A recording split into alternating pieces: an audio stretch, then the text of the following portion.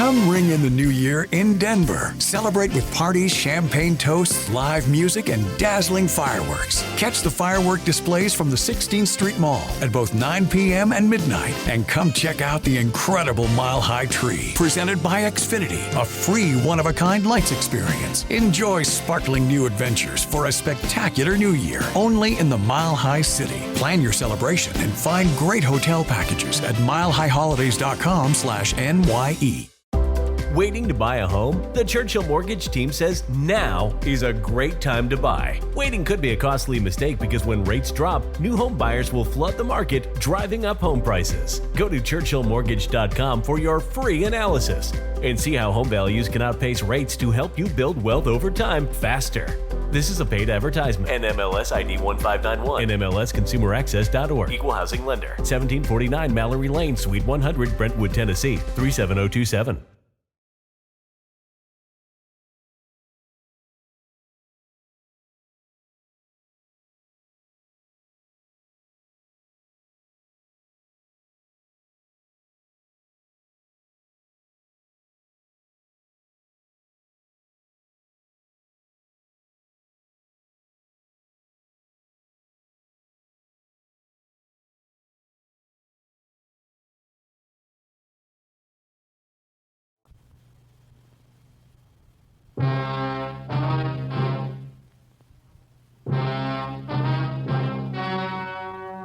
The story you are about to hear is true.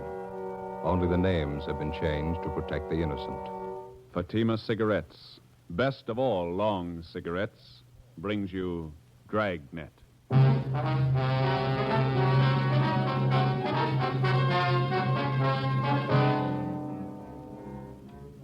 You're a detective sergeant. You're assigned to a robbery detail. A holdup has been committed in a neighboring city. A bystander is shot to death. 2 others are wounded. The bandits are ruthless, well armed. Your job? Get 'em. If you want a long cigarette, smoke the best of all long cigarettes. Smoke extra mild Fatima. Yes, Fatima is the king-size cigarette which contains the finest Turkish and domestic tobaccos superbly blended to make it extra mild, to give Fatima a much different, much better flavor and aroma than any other long cigarette. That's why Fatima has more than doubled its smokers coast to coast. Enjoy extra mild Fatima yourself. Best of all, long cigarettes. It's wise to smoke extra mild Fatima. It's wise to smoke extra mild Fatima.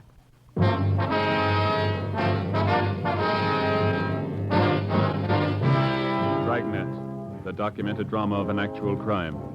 For the next 30 minutes, in cooperation with the Los Angeles Police Department, you will travel step by step on the side of the law through an actual case from official police files. From beginning to end, from crime to punishment, Dragnet is the story of your police force in action. It was Tuesday, October 6th. It was cool in Los Angeles. We were working a day watch out of robbery detail. My partner's Ben Romero. The boss is Captain Ed Walker. My name's Friday. I was on the way back from Calvary Cemetery. It was 11:45 a.m. when I got to room 27A. Robbery detail. No, it's all right. Joe, how'd the funeral go? Pretty good turnout. Sure sorry I couldn't make it. Well, one of us had to be in court. Yeah. A lot of the boys out there, huh? Yeah. Martin had a lot of friends. He was a good cop. You see his wife? Yeah. Wife took it hard again. Pretty hard, yeah. Are you about ready for lunch? I better make up the logbook first. Now we're a little behind. Yeah, all right. Hi, Stu. Ben, what's with you? Oh, same old thing. Say, what's the DR number on that job we handled yesterday? Hmm? The grocery store thing? You know, we showed those mug shots to the victims. You remember the DR number on it? Oh, yeah, I got it here. 374332. 332. Thanks. Mm-hmm.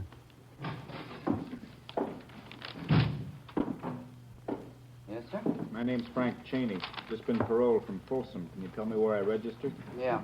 I'll get one of the men from the rehabilitation detail. He'll take care of it. Okay, thanks. Excuse me, Ben. Oh, yeah. Vosberg. Johnny Vosberg? Yeah. Got a minute? Something for you here. I'll be right there. Did you contact the witnesses in this report here? Let me see. This one. What do you got? Oh, yeah, I took Fellow care over of at the desk wants to register as an ex-con. Okay. Excuse me, Romero. it. Yeah. Hi, you want to register? Yeah, my name's Frank Cheney. Okay. Address? 218 Belgrade. Belgrade. Where you been? Folsom. Got out Saturday. Okay, what'd you fall for? Robbery, first degree. How much do you owe? Served 18 years. I'm on life parole. Life parole. Okay. Hey, Thaxter, you want to tell Rombo we're out for 7? Wait a couple minutes, huh? See the guy at the desk, the one with Vosberg?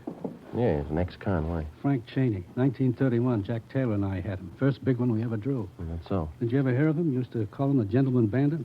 1931, Claude. That's 18 years ago. Cheney was the biggest of them. Came from a wealthy family, too. Father's a millionaire. You sent him up, huh? San Quentin. Tried to break out with a partner of his. Partner killed a trustee.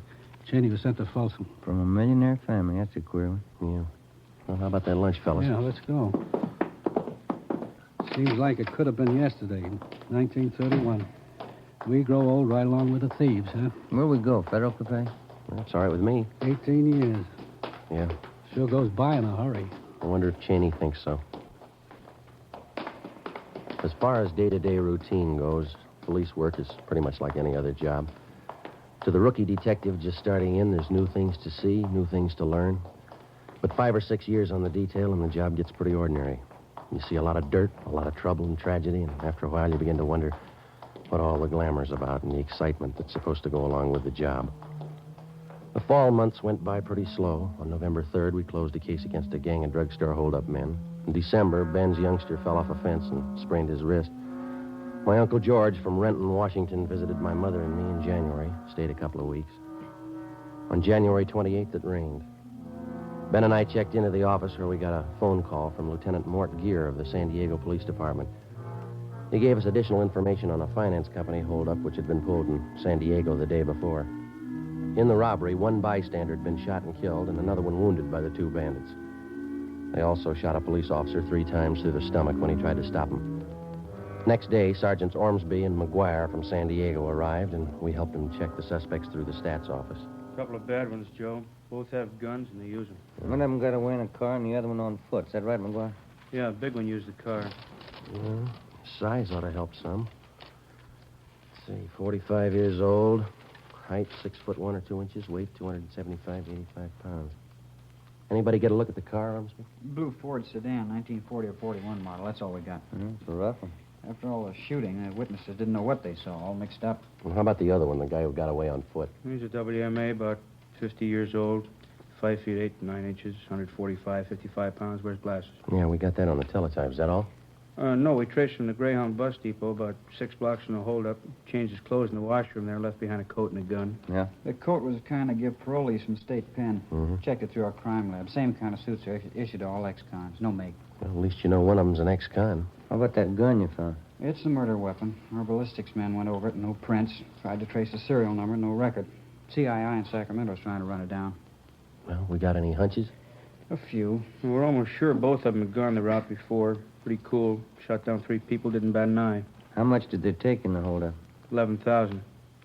Hey, your stats office make a run those descriptions yet? Here this morning, Orr and I's got the list of possibilities. They're pulling the mud shots now. We ought to be winding it up right now, don't you think? Yeah, let's check.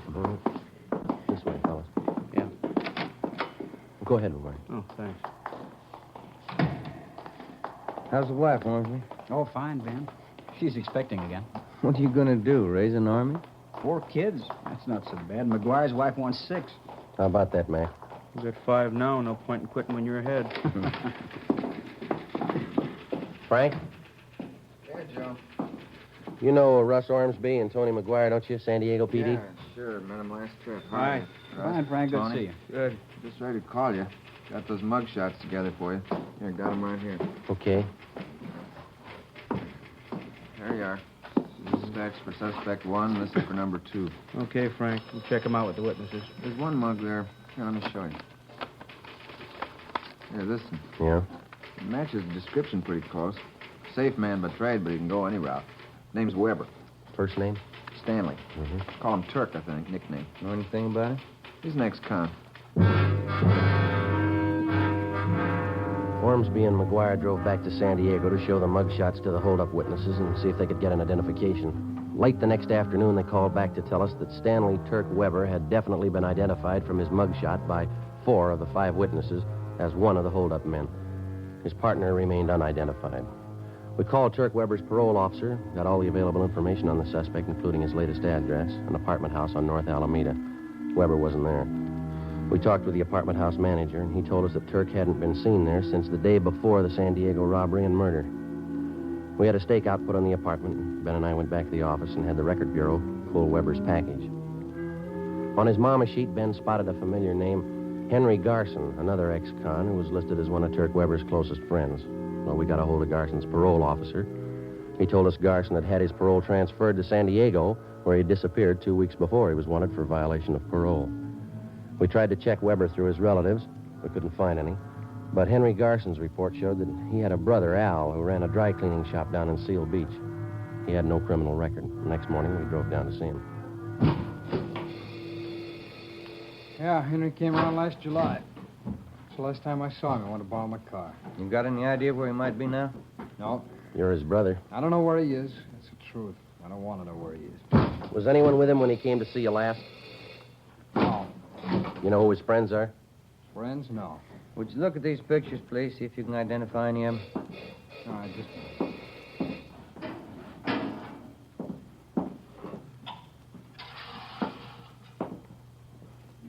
No. These here? No. No. Ah. How about these? No. No. No. No, look, can't you talk to me later? It's not good for business having cops around a shop. Who would you yell for if a shop was held up, Mr. Garson? What's that got to do with it? Your brother's in trouble. We might stop him from getting in deeper. Now, look away now. Hello, Mrs. Runner. Good morning, Al. Can I help you? No rush. You go ahead and wait in the gentleman. No, that's all right. They're just waiting. We're just waiting. Can I help you? My husband's suit cleaned and pressed. Can you have it by Tuesday? Tuesday? Yeah, it'll be ready. My plaid jacket cleaned and pressed. Could you soak this little stairs here? Where? Yeah, we take care of that. Tuesday, all right. There you are. Thanks, Miss Runner. All right, Al. Bye. Bye, Miss Runner. Thanks. I don't like to hold you up, Garson. Just a few more questions. All right. Now, you said the last time your brother was here, he wanted to borrow your car. Is that right? That's right. Did you let him have it? I let him have nothing. How about the rescue family? Oh, can't you let us alone? If Henry's in trouble, let him take care of it. We've got troubles enough of our own. This is important, Garson. We've got to have your cooperation. Well, why me? I know Henry's no good. I admit it, but he's still my brother. Yeah? You asked me to send him to jail? If he belongs there, yeah. Look, I don't want any trouble. There won't be any. My mother lives in Santa Barbara. Just moved there. I got the address. Henry goes to see her every once in a while. When's the last time you saw her? 2 weeks ago, I was there, too, and something else. What's that? Henry had a gun. 11 a.m. Tuesday. Ben and I drove back to the office and put in a call to the Santa Barbara Police Department. We asked him to put a stakeout on the home of Henry Garson's mother and to notify us the minute Garson was apprehended. We contacted San Diego and told him what we'd found out. After that, we doubled back on Turk Weber. From one of our informants, we heard that Weber and Garson had gone into some kind of a business together. For a bankroll, they'd succeeded in getting a loan from the Second National Bank out in Glendale. 1 p.m. We drove out and checked with the manager of the bank's loan department, Mr. Peabody. Here we are, officers. Stanley T. Weber, Henry Garson. Loan papers were signed over a month ago. What kind of a loan was it, Peabody? Business loan. Garson and Weber came in with another man. They talked to our manager, Mr. Ascot. Excuse me. Yeah. What business are they in? Trucking concern. They wanted the money to buy equipment, more trucks. How much money did they borrow? $4,500, usual terms. I guess you inquired into their background. Oh, yes, their whole financial background. Did you know that Garson and Weber are both ex-convicts? I beg your pardon? I said, did you know that both of them are ex-convicts? You sure you haven't made a mistake? Henry Garson, Stanley T. Weber? Yeah, that's right. What'd they offer for collateral? Well, they had some of their equipment, 2 trucks, and then, of course, there was the cosigner. Who was that? The name's right here on the loan papers. I see. Right here. Cosigner, Frank Cheney.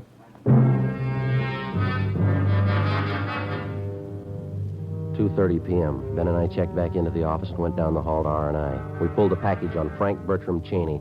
White, male American, 5 foot 8.5 inches, 152 pounds, brown hair, brown eyes. The record read like a dime novel. Almost 20 years before, Cheney had crashed into the headlines of Pacific Coast newspapers as the gentleman bandit.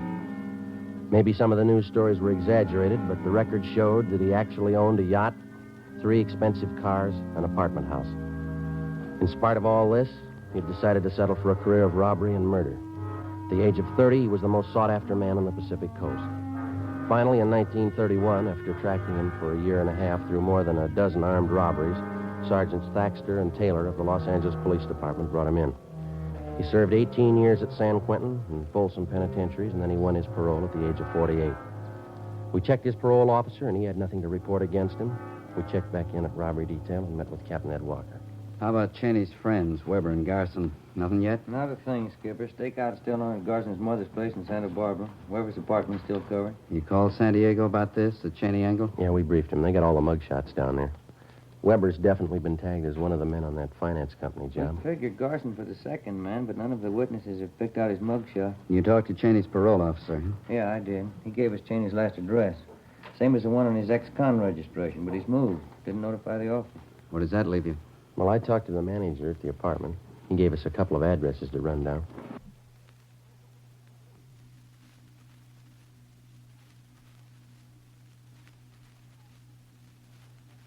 I guess we better start getting on it, huh? Yeah, it's getting late. Keep in touch. I'll notify you if anything breaks here. Right. In just a minute. Robbery, Walker. Oh? Yeah, just a minute. You, Joe. Thank you. San Diego. Hey. Friday. McGuire, Joe. How you doing? Good. You got something? We had the holdup witnesses back in again this afternoon. Showed them more mugshots. Yeah? Picked out Weber's partner in the holdup. Yeah? Name's Frank Cheney.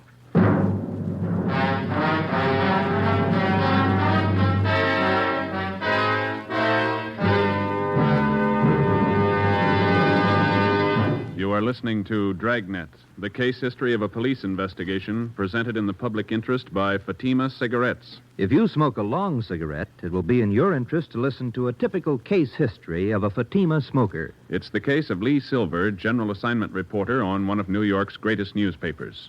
You'll see his picture in leading magazines this week. And here is his actual signed statement. When you have to meet a news deadline, you work at a fast pace, smoke at a fast pace. That's why I smoke Fatima. They're extra mild. In my opinion, it's wise to smoke extra mild Fatima. And more smokers are discovering this every day.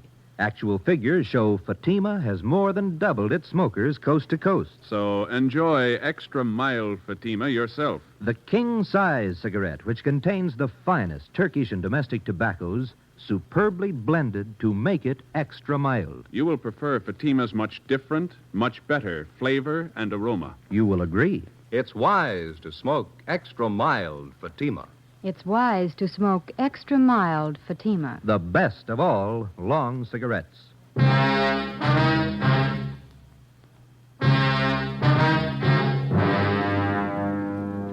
Tuesday, January 31st, 4 p.m. In addition to the San Diego teletype, we got out a local broadcast and an APB on Frank Cheney. By 4:30, Ben and I had checked out the first of 2 addresses where Cheney's former landlady told us that he might be staying. It was a rooming house out on West Washington. The owner told us that Cheney had stayed at his place for a few days, but that had been more than 2 months before. He had no idea where the suspect might be. We then drove to the second address. It was an apartment house on West Stanford near Slauson. Manager's name was Mrs. Pritchard. Why, yes, I believe Mr. and Mrs. Cheney are home. They've been in all day. Which apartment is they in, ma'am? Number 7, straight down the hall on your right. Thank you. They may be having dinner now. Are they expecting you? Be all right, ma'am. Thank you.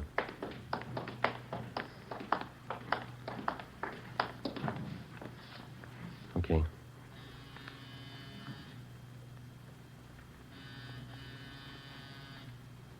How about the door? It's open. Come on. The apartment was deserted. We checked the bedroom and the kitchen. There were obvious signs of a fast getaway. On a card table in the living room, we found the remains of a quick dinner. 2 places were set. One plate was almost clean, the other hardly touched.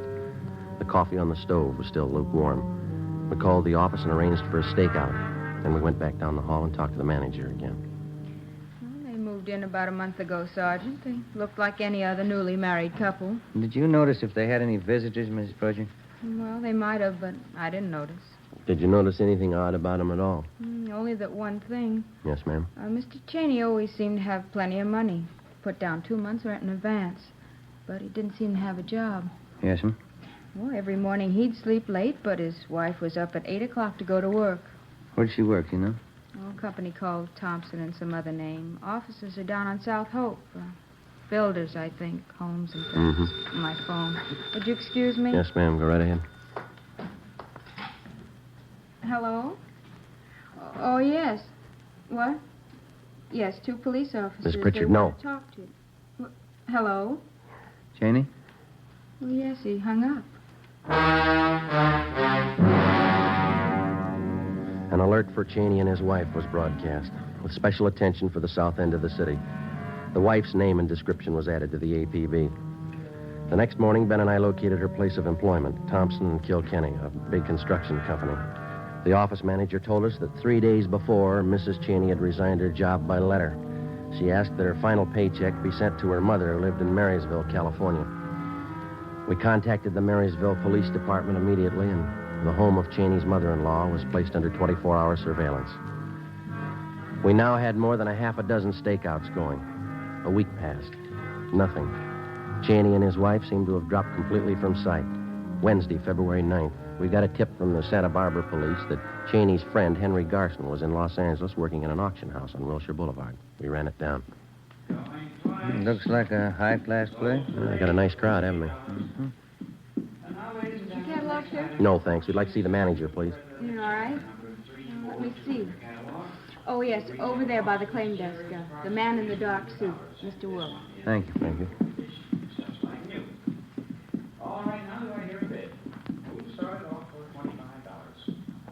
Mr. Willing?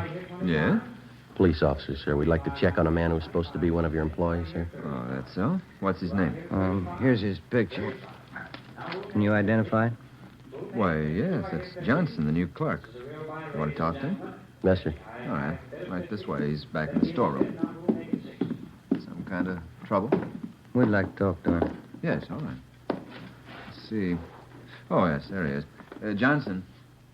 Oh, Johnson, would you come on, Ben. What are you running for? Johnson, come here. Out the back. Yep. There he goes. He's heading up the street. Come on. Yep. He got on that bus. All right, come on, let's double back to the car. Yep. Hurry. Yep.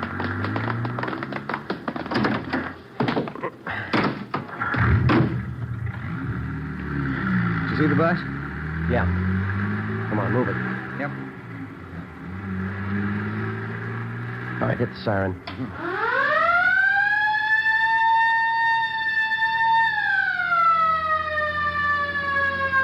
All right, that did it. The driver's pulling over. Pull up behind the bus there, huh? Yeah, Come on, let's go. You cover the back door, will you? Right. Open your door. What's the matter? Police officers want to check your passengers. Open that rear door right away. Yes, sir. All right, Garson, get off. I'm getting off. Coming at you, Joe. Getting off, copper. Make a hole. Drop it, Garson. He's got a gun. I said I'm getting off. Right, you let's drop it. Come on. Good, Joe. You okay? Yeah. Let's get him off of here. Hey, what's it all about? He do something wrong? Yeah, he didn't get off when we asked him to.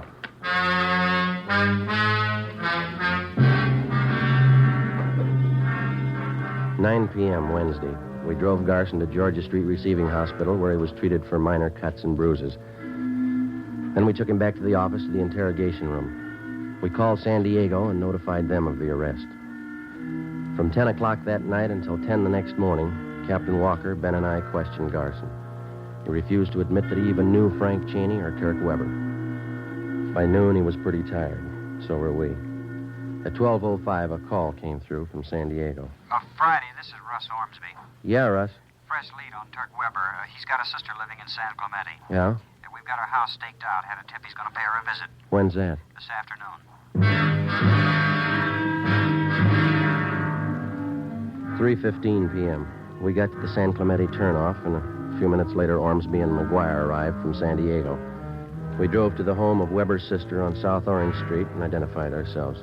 She told us that Turk had been there that morning, but that he'd gone to the races at Del Mar for the afternoon. Did your brother say he was coming back? Said he might be back. He wasn't sure. Did he go to the racetrack alone? Yeah? Was he going to meet anyone there? I don't think so. He didn't mention it. You driving a car? No, he took the bus to the track. I see. Where would he most likely go if he doesn't come back here? I don't know. Maybe back to L.A., maybe San Diego. I don't know. Well, do you know if your brother Turk is going to meet Frank Cheney? How could he? Turk says Cheney's up north someplace with his wife. Told me that this morning. Where up north? He didn't know. Mm-hmm. You and McGuire want to stake out here, Ormsby? Ben and I'll hit the track. Yeah, okay. Look, I can't have cops here if Turk comes back. They think I framed him. You'll get over it. You don't know Turk. When he gets sore, he goes out of his head. He'll kill me. Why worry, miss? Huh? He'll have to kill us first.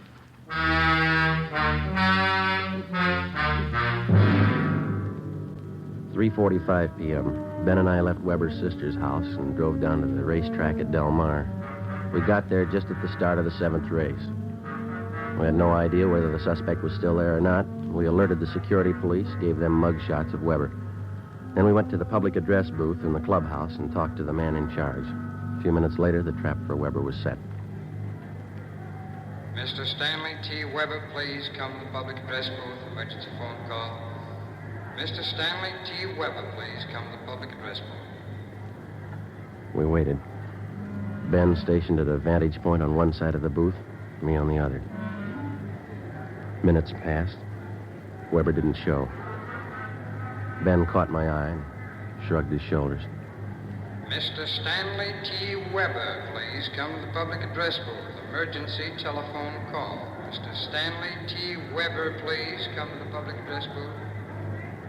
The announcer was barely finished when I saw Ben motioning. I looked and saw a large man heading up the cement ramp. When he got to the top, he turned to his right and headed straight for the public address booth. It was Turk Weber. Hold it right there, Weber. Police officers, get your hands up. What is this? You lousy cops, I'll have you busted for this. Save it, Weber. Get your hands up. Who tipped you? What difference does it make? Stand still. You'll never get him. You'll never get him in 20 years. Never get who? You know who. Cheney. He's too smart for you. You'll never get him, not in 20 years. All right, we got you, Weber. Shake him, Ben. I'll shake you, copper. Watch it, Ben. Let go, and I'll kill you.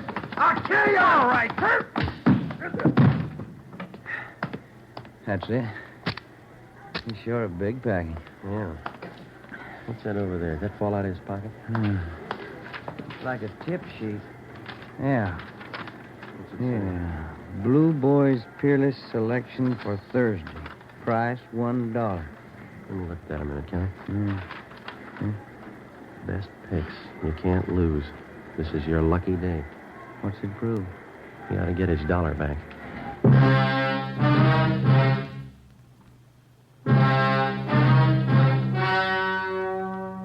The story you have just heard was true. Only the names were changed to protect the innocent. On June 19th, trial was held in Superior Court, City and County of San Diego, State of California. In a moment, the results of that trial.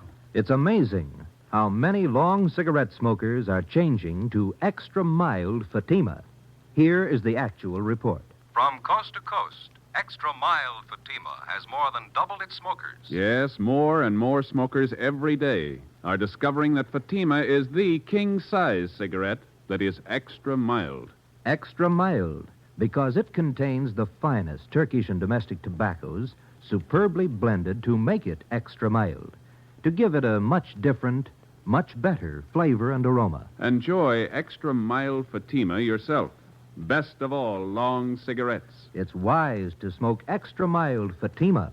It's wise to smoke extra mild Fatima.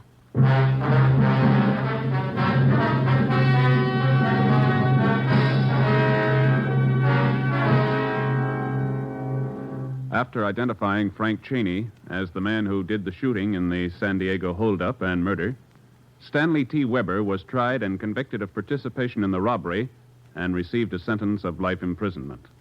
Henry Garson was cleared of any complicity in the holdup killing, but he was returned to prison for violation of parole and for several burglaries in San Diego and Los Angeles. Both men are now serving their terms in the state penitentiary. Next week, Frank Cheney, the Gentleman Bandit, Part 2.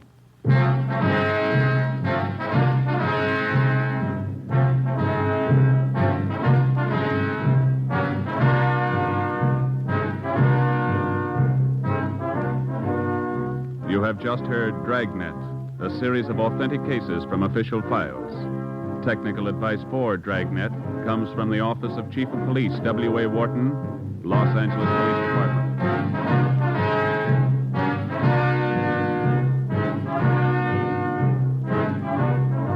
Fatima Cigarettes, the best of all long cigarettes, has brought you Dragnet from Los Angeles.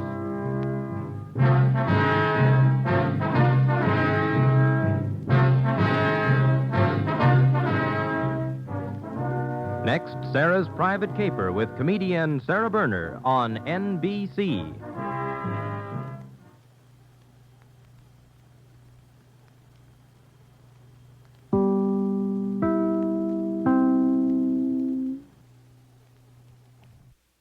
Lucky Land Casino, asking people, what's the weirdest place you've gotten lucky? Lucky? In line at the deli, I guess? Aha, in my dentist's office.